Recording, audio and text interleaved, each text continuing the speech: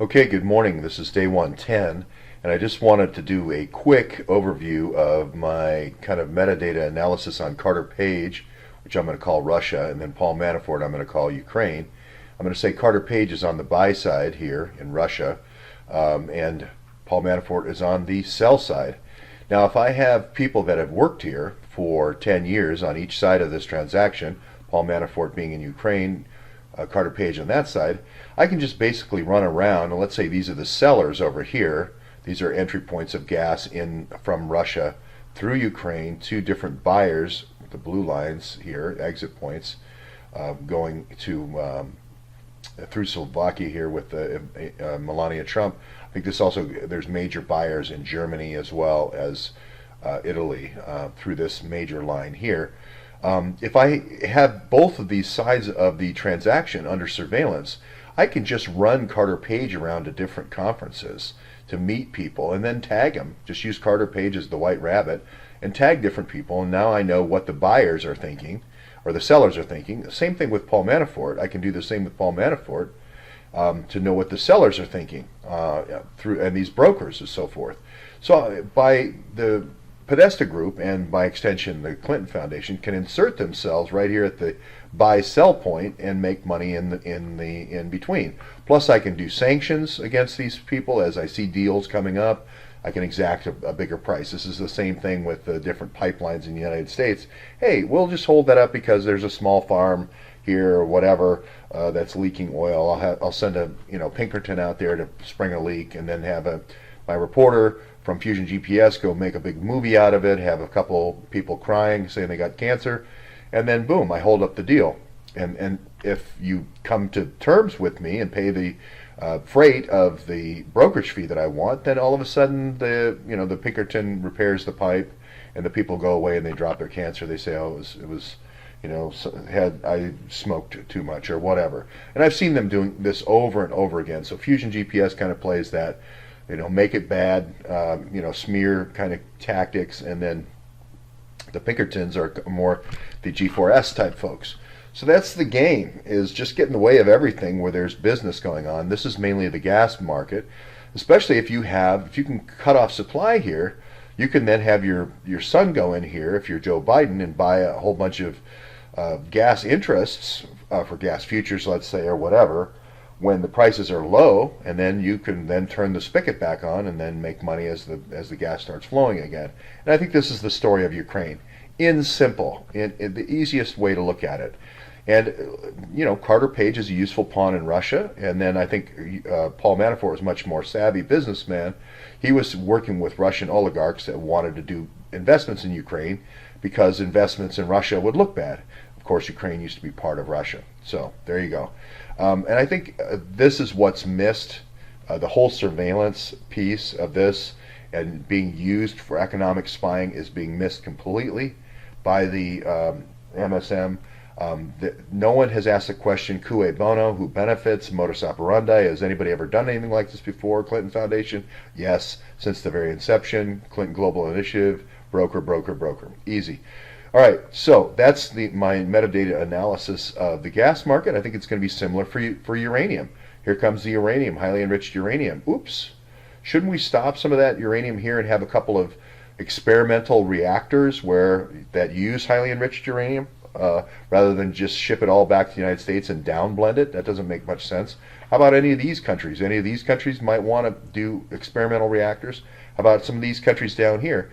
And it's along the same diplomatic. So if you have an energy conference, you could talk to 2 or 3 people in the same market. You could do, if you're Dnepropetrovsk over here and you're having an energy conference, you can meet with the uranium folks, the wind, solar people, the gas people, and the oil people all at once, and have Carter Page tag them all, or Paul Manafort tag them all. Now I'm looking at all of them. Because if you're in the brokerage business, you want to be efficient. And then I can go around to these experimental uranium reactors and send Bob Mueller to do that, or I can send Paul Manafort in there to be my broker if I'm the Podesta Group for the oil and gas deals. I think it's just that simple. If you look at and it's borne out by the indictment. If you look at the indictment done a couple of months ago, you saw me there at the trial when he came in. There was the midnight Gestapo raid by Bob Gestapo Heinrich Mueller But if you go back and just do a quick analysis, there's about 6 or 7 different companies. First of all, they bury the count of the false statements at the very end. Okay, if you look at this 12-count Manafort indictment, there's really only one real juicy indictment here, or count, excuse me, and this is about making false statements, somewhere between November 23rd and February 10th. I think they're probably going to ask him something in the order, right after during the transition. Remember, I'm illegally surveilling all of his email, and you're going to ask him some question about, did you have any contact with Kislyak? And somebody is going to call the office and say, hey, Kislyak's got a great deal on an oil play. Something, there's going to be some kind of bait that's offered, and then Manafort's is not going to come clean on it. Of course, I've got all of his email because I know that guy from GSA. They gave me all their emails from the transition team. Again, that really hasn't come out yet. And then boom, you're going to lower the boom on him. So really, this is the only real count out of the 12 counts. All the other ones are him not filing a banking statement. If you look at the transactions, they're what's called bundling. And bundling is if I need to move $1 million. See, these are all the FBARs, which are foreign banking reports, which, if people, probably there's thousands and thousands of agents overseas that aren't filing those. But if you're moving money between the foreign countries and the United States, typically you're supposed to be filing these things. You can see it's a rather long indictment. He's been under surveillance a long, long time. So why bring it out now?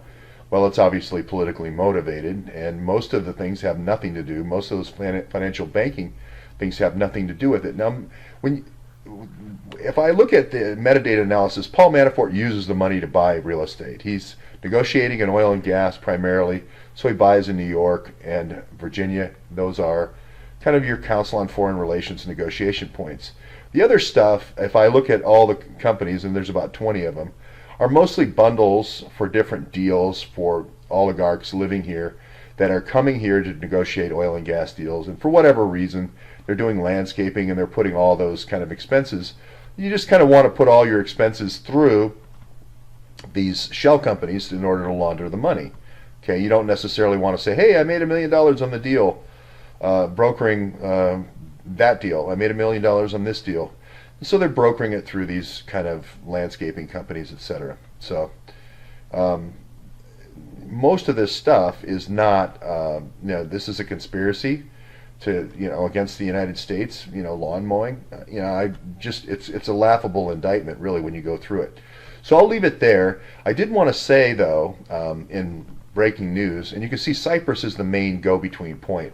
I try not to look at all the names because the names are meant to confuse. I just try to look at the key metadata that's common and just say, okay, they're moving it from Ukraine through Cyprus to give it to wash, and then they're bringing it through these shell companies for the rinse into the United States.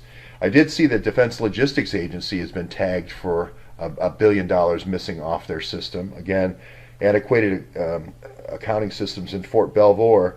It's sort of like a Walmart operation. Defense Logistics, forget about the audit of all the Pentagon. Just audit Defense Logistics Agency. That's where all the drugs are moving. That is the key. All the metadata points to Defense Logistics Agency at Fort Belvoir. If you want the answer, Donald Trump, that's the answer. Don't spend a whole bunch of money, doing audits all over the world. Do Fort Belvoir, especially construction projects, and look at the concrete. That's the first place I would look. Okay, that's it for this morning's first.